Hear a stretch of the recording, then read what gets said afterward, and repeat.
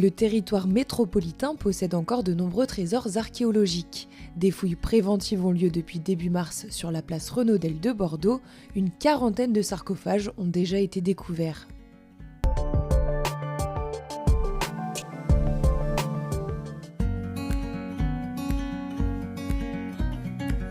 Avant les travaux de végétalisation de la place, des fouilles archéologiques préventives doivent être effectuées pour conserver les vestiges qui s'y trouvent. C'est le travail du service archéologie de Bordeaux Métropole. Donc en ce moment, on a commencé à ouvrir les sarcophages et l'équipe est en train de les fouiller. Donc ils sont en train de dégager, d'enlever la terre et de mettre à jour les ossements des défunts. Ici, précision et minutie sont les maîtres mots.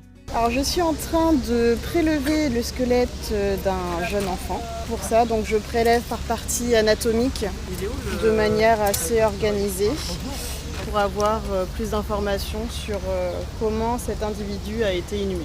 Des vestiges datant de l'époque mérovingienne, c'est-à-dire entre le 5e et le 8e siècle, et ce chantier cache encore de nombreux secrets.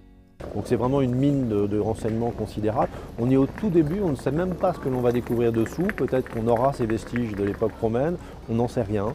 On va aussi fouiller le cloître de l'abbaye Sainte-Croix. Donc fouiller un cloître en entier à Bordeaux, ça ne s'est jamais vu.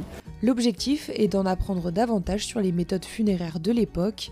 Une fois que les découvertes sont effectuées, le travail continue. Dans un premier temps, on va tout récupérer et on va les étudier dans une étape qu'on appelle de la post-fouille.